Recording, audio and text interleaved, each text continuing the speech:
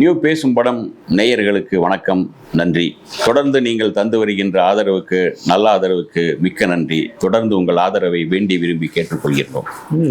இன்றைக்கு மறைந்த குணச்சித்திர நடிகர், புரட்சி தலைவருக்கு மிகவும் பிடித்தமான ஒரு நடிகரும் கூட, புரட்சி தலைவரை மிகவும் மதித்த டெல்லி கணேஷ் அவரை தான் பேசலாம் என்று. டெல்லி கணேஷ் வந்து எங்கே ஏதோ ஒரு மேடையில் கலந்துக்கிட்டாலும் சரி, எங்கே பேசினாலும் கூட எம்ஜிஆரை, மக்கள் திலகம் எம்ஜிஆர் அவர்களை பாராட்டி ஒரு 2 வார்த்தை பேசாமல் இருக்க மாட்டார். அவங்களை பற்றி ஏதாச்சும் சொல்லி கொண்டு தான் இருப்பார், நல்ல விஷயங்கள். அவரை போல, எம்ஜிஆரை போல ஒரு நல்ல மனிதரை நான் பார்த்ததில்லை, மனிதாபிமானம் உள்ள ஒரு நல்ல மனிதரை பார்த்ததில்லை. மற்றவர்களை மதிக்கின்ற, அதாவது பெரிய நடிகர் சின்ன நடிகர் என்ற பாகுபாடு இல்லாமல் மிக அன்பாக மதிக்கக்கூடிய ஒரு நல்ல நடிகர், நல்ல மனிதர் புரட்சி தலைவர் எம்ஜிஆர் என்று டெல்லி கணேஷ் சொல்லுவார்.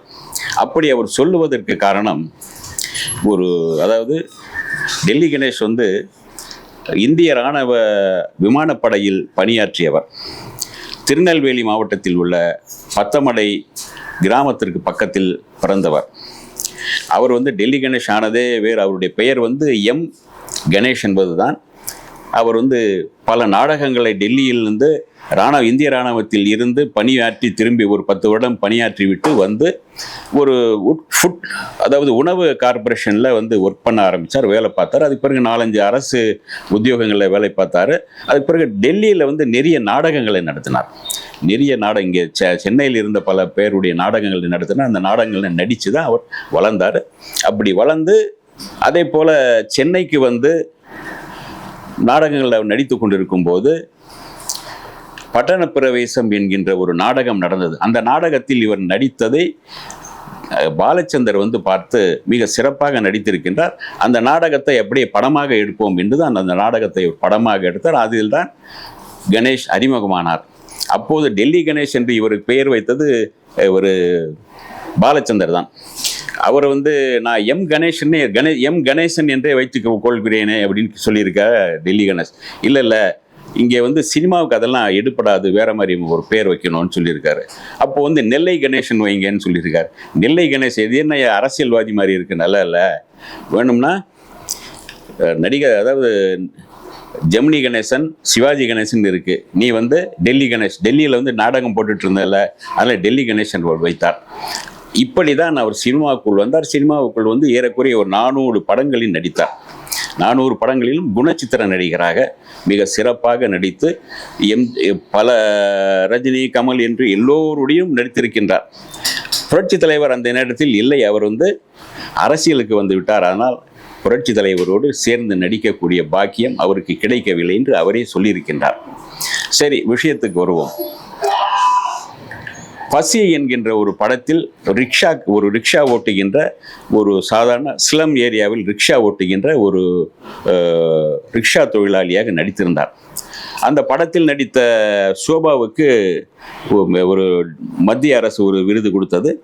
இவருக்கு இந்த மாநில அரசு, புரட்சி தலைவர் எம்ஜிஆருடைய அரசு சிறந்த குணச்சித்திர நடிகர் என்ற விருதை கொடுத்தது. அது மட்டுமல்ல, பசி படத்தில் நடித்த அத்தனை பேருக்கும் புரட்சி தலைவர் தன்னுடைய கரங்களாலே விருதுகளை வழங்கினார். அந்த விழாவில் சிவகுமார், மனோரமா மற்றும் பல பிரபல நடிகர்களும் கலந்து கொண்டார்கள்.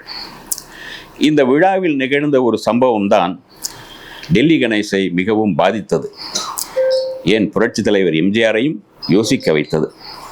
அப்படி என்ன நிகழ்ச்சி என்றால்,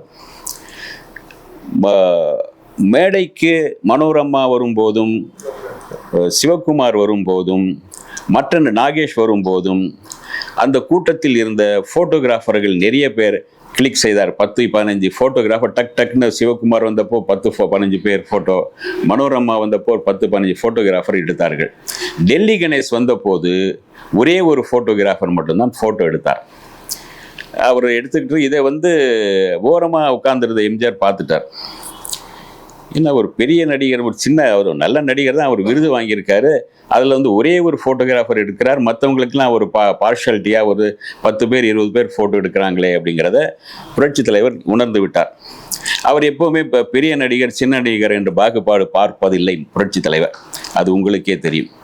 அதே போல மேடை ஏறிய புரட்சி தலைவர்கள் டெல்லி கணேசை அருகில் இருந்து டெல்லி கணேஷ் வா என்று அழைத்து அவருடைய தோளில் கை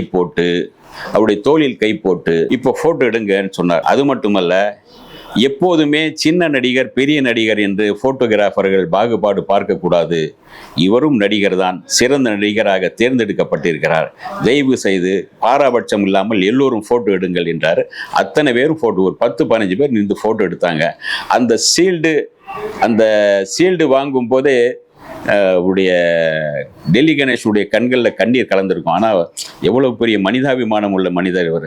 ஒரு பெரிய முதலமைச்சர், பெரிய ஒரு சூப்பர் ஸ்டாருக்கான மிகப்பெரிய சூப்பர் ஸ்டாராக இருந்த ஒரு எம்ஜிஆர் ஒரு சின்ன நடிகன் என்று பாகுபாடு இல்லாமல் அழைத்து தோளில் கை போட்டு இப்போது போட்டோ எடுங்கள் என்று சொன்ன அவருடைய மனிதாபிமானத்தை கண்டு மிகவும் கலங்கிவிட்டார். கலங்கியதோடு அவர் அப்படியே அந்த போட்டோவில் கூட அவரை கலங்குற மாதிரி ஒரு போஸ் இருக்கும், அவருடைய கண்ணில் தண்ணீர் வர மாதிரி. ஆனாலும் கூட அந்த ஃபோட்டோ எடுத்து முடித்ததோடு சரி விடலை. புரட்சி தலைவர் என்ன சொல்கிறாருன்னா, தன்னுடைய உதவியாளர் மூலம் அழைத்து நானும் அவரும் சேர்ந்து எடுத்து அந்த ஃபோட்டோ எடுத்து கொண்டு போய் டெல்லி கணேஷ் வீட்டில் கொடுத்துடுங்க அப்படின்னு சொல்லியிருக்கார். அதே போல் டெல்லி கணேஷ் வீட்டில் அந்த ஃபோட்டோக்கள் கொண்டு போய் வீட்டிலே கொடுக்கப்பட்டது.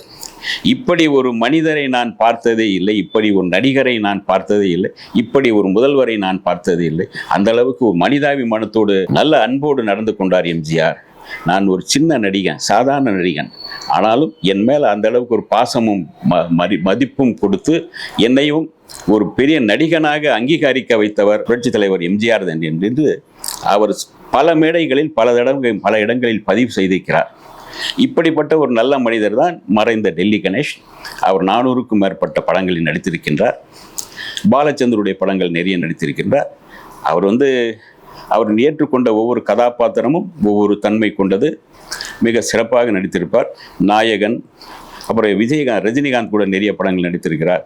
விஜயகாந்த் கூட, கமல்ஹாசன் கூட, இப்படி எல்லா நடிகர்களோடும் சேர்ந்து நடித்து மிக பெரிய அளவில் பெயரும் புகழும் பெற்றவர் தான் திரு டெல்லி கணேஷ். அவருடைய மறைவு ஏறக்குறைய 80 வயதாகிவிட்டது. ஆனாலும் அவரிடம் சில நல்ல பழக்கங்களும் இருந்தது, நல்ல நட்பும் இருந்தது. அவர் முதலில் குடியிருந்தது KK நகரில், கலைஞர் கருணாநிதி நகர் என்பார்கள். அது PT ராஜன் சாலையில் தான் இருந்தார். அந்த PT ராஜன் சாலையில் முன்னால் ஒரு பார்க் இருந்தது. அந்த பார்க் ரொம்ப கலீஜாக, ரொம்ப ஒரு குப்பையும் குளமாக கிடக்கும். நான் 85களில் கூட அந்த பார்க்கில் போயிட்டு ஒரு கவிதையெல்லாம் வாசிச்சிருக்கேன். அந்த பார்க்கில் அவர் வீட்டுக்கு ஏற்ற மாதிரி தான் அந்த பார்க் இருந்தது. இவர் என்ன பண்ணார்னா, அந்த பகுதி மக்களை சேர்த்து, அந்த பகுதியுடைய சட்டமன்ற துறையை சேர்ந்தவர்கள் சேர்ந்து அந்த பார்க்கை சுத்தம் பண்ணி ஒரு மிக அழகான ஒரு பார்க்காக மாற்றிட்டார். இன்றைக்கி பார்த்தீங்கன்னா, ஞாயிற்றுக்கிழமை போனீங்கன்னா, சனி ஞாயிறு போனீங்கன்னா கூட்டம் கஜன்னு இருக்கும். குழந்தைகள் விளையாட அந்த சரக்கு, அப்புறம் அந்த ஊஞ்சல் என்று மிக அழகாக இருக்கு. தியான மண்டபம் ஒன்று, எக்ஸசைஸ் பண்ணுறதுக்கு ஒன்று, மக்கள் அப்படி நடந்து ஜாக்கிங் போக ஒன்று அப்படின்னு நிறைய சிறப்பாக மிக அழகாக அந்த பார்க்கை மாற்றினார். அது மட்டுமல்ல, அவர் அந்த ஏரியாவில் இருக்கும் வரை தினமும் அந்த சிவன் பார்க்கில் காலை மாலை ஜாக்கிங் போவார். அந்த பகுதியை சேர்ந்த ஏழைகள் யாராவது உதவி கேட்டால் கல்யாண உதவி, இந்த உதவியெல்லாம் பண்ணியிருக்கார். ஏறக்குறைய அவர் சம்பாதித்து இன்னைக்கு அவருடைய சொத்து கணக்குன்னு யாரும் காட்டும்போது 10 கோடி ரூபாய் சொத்து கணக்கு இருக்குன்னு சொல்கிறாங்க. ஆனாலும் அவர் சம்பாதித்தது நேர்மையாக சம்பாதித்தார். குணச்சித்திர நடிகராக இருந்து எல்லை மீறாமல், கதாநாயகன் ஆசையெல்லாம் கிடையாது, குணச்சித்திர நடிகராக சிறப்பாக நடித்து பெயர் பெற்று சம்பாதித்ததில் சிலருக்கும் உதவி செய்திருக்கிறார்.